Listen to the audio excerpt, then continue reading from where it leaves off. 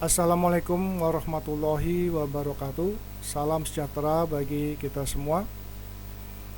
Semoga semua dalam keadaan sehat walafiat. Mari kita bersyukur bahwa kita telah diberikan kesehatan agar bisa beraktivitas kembali. Baik, untuk materi tourism psychology kali ini, kita akan sama-sama belajar tentang suatu model teori integrasi kepribadian, proses pemilihan berlibur atau berwisata, dan hambatan. Kepribadian akan mempengaruhi keinginan untuk berlibur dikarenakan adanya perubahan motivasi. Dan bahwa kepribadian akan mempengaruhi persepsi individu terhadap hambatan intrapersonal dalam diri individu tersebut, penilaian tentang kemampuan bernegosiasi dengan hambatan yang dialami oleh individu. Keterbatasan atau hambatan. Keterbatasan atau hambatan tidak selalu menghentikan aktivitas atau niat seseorang. Hambatan bisa dipandang sebagai alat modifikasi pilihan dan bentuk partisipasi yang hasilnya berupa pembatalan atau perubahan partisipasi.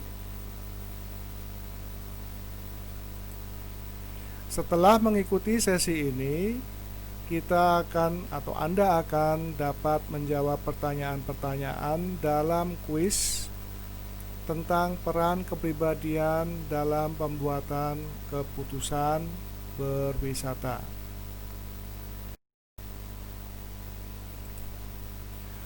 Nah, kita akan sama-sama belajar sekarang tentang teori kepribadian. Namun demikian, kita tidak belajar secara lebih mendalam berhubung materinya kepribadian atau teori kepribadian itu memerlukan waktu yang lama. Baik, kepribadian oleh beberapa ahli, contohnya Carl Gustav Jung tahun 1875, dia membagi kepribadian menjadi dua tipe, yaitu ekstrovert dan introvert. Yang ekstrovert itu kepribadian yang menunjukkan bahwa dia mudah bergaul, terbuka, terlibat dalam kelompok, dan berteman, serta yang lain-lain. Kemudian yang tipe introvert, yaitu kepribadian yang tertutup, suka menyendiri, menghindari keramaian, dan semacamnya.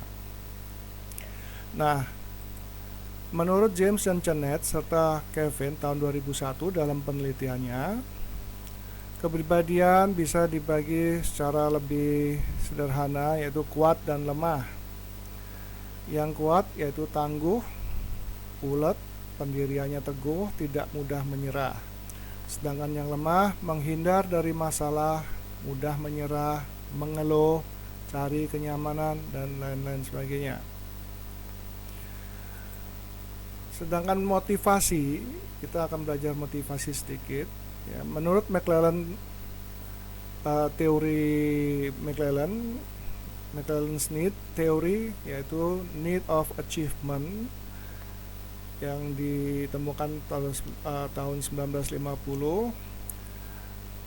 Apabila motivasinya tinggi, menunjukkan semangat tinggi, energik, aktif, dan pantang menyerah. Serta apabila rendah, itu menunjukkan bahwa perilakunya bermalas-malasan, pasif, loyo, tidak bergairah, dan mudah menyerah. Sedangkan negosiasi, kita akan sedikit membahas atau belajar tentang negosiasi. Apa definisinya? Negosiasi adalah proses interaksi antara pihak-pihak yang diarahkan mencapai beberapa bentuk kesepakatan yang akan berlaku dan yang didasarkan pada kepentingan bersama. Nah, dalam negosiasi ini perilakunya atau karakteristiknya, individu bisa berkarakteristik tangguh, yaitu pantang menyerah, mencari solusi berupa win-win, dan mencari peluang-peluang baru. Sedangkan yang lemah itu adalah mudah menyerah, cepat menerima kalah, atau negosiasinya kaku. Seperti contohnya, kalau tidak A maka tidak. Nah, ini kan suatu kekakuan dalam bernegosiasi. Ini adalah menurut Spoelstra dan Pinar tahun 2008. Di dalam karakteristik atau integrasi kepribadian dengan hambatan, itu bisa digambarkan sebagai ini skemanya, namun kita bisa memahaminya lebih sederhana sebagai berikut. Dimulai dengan hambatan, kita perlu mengidentifikasi dulu hambatan, constraints, ya. Hambatan bisa berupa interpersonal constraints atau hambatan internal diri individu, ya, hambatan intrapersonal, yaitu berupa kesehatan, kemalasan, stres, depresi, crowded atau banyak pikiran, emotion atau mood yang kurang mendukung. Kemudian hambatan interpersonal, ya, yang tadi adalah intrapersonal, yang ini adalah interpersonal. Interpersonal constraint itu adalah hambatan yang berhubungan dengan orang lain, ya, seperti misalkan orang tua, teman, atasan, atau teman sekerja, atau pihak-pihak yang berwenang, ya. Kemudian hambatan berikutnya adalah hambatan struktural, yaitu structural constraints. Hambatan struktural berupa apa? Seperti misalkan waktu, budget, atau anggaran, distance atau jarak, cuaca, temperatur, ya, suhu, dan segala macam. Nah, artinya struktural di sini itu yang bisa terukur. Baik. Nah, hambatan-hambatan ini itu akan diatasi dengan apa? Yaitu dengan personality, ya, kepribadian. Apabila orang mempunyai kepribadian yang kuat, maka akan berpengaruh terhadap pengatasan hambatan. Kemudian juga yang lemah, apa pengaruhnya terhadap hambatan? Nah, berikutnya adalah motivasi. Apabila kepribadiannya kuat, tangguh, tidak mudah menyerah, maka motivasinya akan tinggi.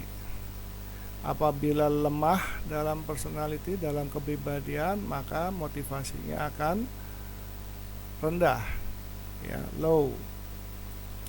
Kemudian dengan motivasi yang tinggi atau rendah ini akan menghasilkan perilaku negosiasi. Jika motivasinya tinggi, maka perilaku negosiasinya akan lebih tough, lebih ulet, ya, tidak mudah menyerah, ingin menghasilkan kebaikan dari dua belah pihak, ya. Nah, ini adalah suatu negosiasi. Kemudian kalau motivasinya rendah, maka negosiasinya pun akan lemah, ya, mudah menyerah pada keadaan, tidak ada solusi, dan akhirnya kalah. Nah, biasanya seperti itu. Jadi kepribadian akan mempengaruhi motivasi, motivasi akan mempengaruhi bernegosiasi, ya. Nah, dalam negosiasi ini apabila berhasil, maka dia akan pergi atau berwisata. Kalau tidak berhasil, maka tidak ada kegiatan atau aktivitas berwisata. Namun demikian, keterbatasan ini atau hambatan ini itu dapat bervariasi intensitasnya pada setiap orang atau individu. Ya, seseorang memandang hambatannya itu terlalu kuat, orang lain mengatakan oh itu mudah. Ya, ada yang sulit memandangnya, ada yang mudah. Ya, tidak sama pada setiap individu. Ya. Tidak semua keterbatasan selalu berakhir dengan pembatalan. Ingat, misalnya seseorang akan berangkat berlibur ke Bali dengan dana yang terbatas, waktunya pun terbatas, misalkan 2 hari, dananya terbatas, maka bisa berubah, ya, untuk menikmati pasir putih, deburan ombak misalkan, kemudian makan seafood yang enak, tidak harus selalu ke Bali, misalkan bisa berubah ke Wonosari misalkan, ya, dengan pasir putihnya banyak, sama-sama pasir putih, deburan ombak, kemudian angin sumbau sepoi, ya, mandi matahari, sama saja. Nah, ini adalah modifikasi, ya, merubah destinasi, merubah tujuan yang menyesuaikan dengan dana dan waktu, ya. Kemudian keputusan tergantung pada motivasi dan kemampuan individu untuk bernegosiasi. Jadi kalau negosiasinya tough, ya, ulet, yang dipengaruhi oleh apa? Oleh motivasi, maka keputusannya pun akan lebih baik.